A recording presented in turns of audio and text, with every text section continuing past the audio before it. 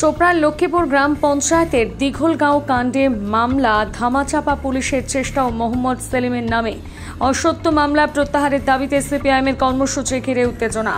Islampur SP অফিসের সামনে barricade ভেঙে এসপি অফিসে ঢোকার চেষ্টা সিপিআইএম কর্মীদের। পুলিশের সাথে ধস্তাধস্তি ঘিরে ইসলামপুর এসপি অফিসের সামনে উত্তেজনা। পরিস্থিতি সামাল দিতে বিশাল পুলিশ বাহিনী মোতায়েন।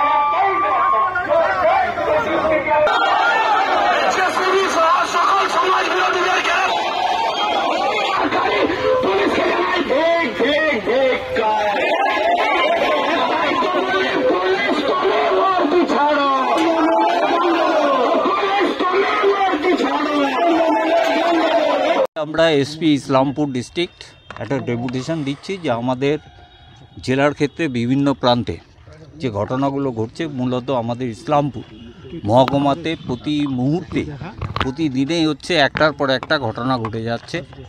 পুলিশকে আমরা জানাতে চাই যে পুলিশ প্রশাসন কি করছে। এবং গত কয়েকদিন আগে হচ্ছে যে লক্ষ্মীপুরের দিঘলগাঁতে যে ঘটনা ঘটেছে, তার পরিপ্রেক্ষিতে ইতিমধ্যে পুলিশ 4 জনকে গ্রেপ্তার করেছে।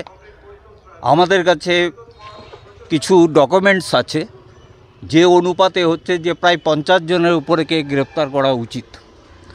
এবং তার সাথে জেসিপি, তার সাথে যে সমস্ত মানুষজন বহিরাগত আসতো, তার সাথে সম্পর্ক ছিল, সেই সমস্ত লোকগুলোকে খুঁজে বার করতে হবে এবং প্রকৃতপক্ষে যারা দোষী তাদেরকে গ্রেপ্তার করতে হবে এবং অবিলম্বে তাদেরকে শাস্তির ব্যবস্থা করতে হবে। এবং গতকালও আপনারা দেখেছেন শ্রীকৃষ্ণপুরের দিনের বেলায়, পরশুদিন দিনের বেলায় হচ্ছে সন্ধ্যার দিকে হচ্ছে যে সেখানে মানে গুলি করে হচ্ছে যে হত্যা করা হয়েছে। এই অরাজকতা হচ্ছে যে আমাদের এই ইসলামপুর মহকুমা বিশেষ করে চলছে এবং বিভিন্ন ক্ষেত্রে হচ্ছে যে এই ঘটনা বিহার এবং আমাদের জেলার বিভিন্ন প্রান্তের থেকে যে সমস্ত সন্ত্রাসকারী, যে সমস্ত ক্রিমিনালরা আছে, তারা হচ্ছে যে এখানে আড্ডা করেছে। আমাদের কাছে কিছু ডকুমেন্টস আছে, সেই অনুপাতে আমরা এসপিকে পুলিশ প্রশাসনকে জানাতে চাই যে আপনারা এইগুলো ব্যবস্থা নিন, অ্যাকশান করুন। এবং এই লক্ষ্মীপুরের ঘটনার পরিপ্রেক্ষিতে আমাদের পার্টির রাজ্য সম্পাদক কমরেড মোহাম্মদ সেলিমের নামে হচ্ছে যে মিথ্যা মামলা একটা রুজু করেছেন। কেন এই মামলা হবে? কারণ তিনি ভিডিও করেননি, তিনি ভিডিও পেয়েছিলেন, প্রশাসনকে হচ্ছে যে সজাগ করার জন্য হচ্ছে যে সেই ভিডিওটাকে তিনি ছেড়েছেন। এবং তার পরিপ্রেক্ষিতে পুলিশ হচ্ছে যে অ্যাকশন করেছে এবং সমোটো কেস করেছে। আমাদের দাবি যে হয় এই সমোটো কেসটা হচ্ছে ফলস, আর না হয় ওই মহিলার যে কেসটা করেছে মোহাম্মদ সেলিমের এগেনস্টে সেটা ফলস। কোনটা সঠিক?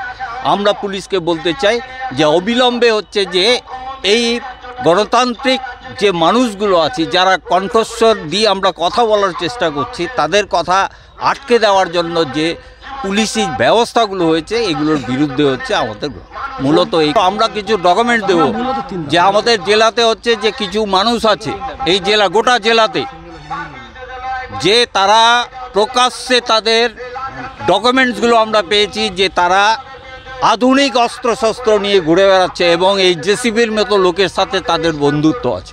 কেন তাদেরকে গ্রেপ্তার করা হবে?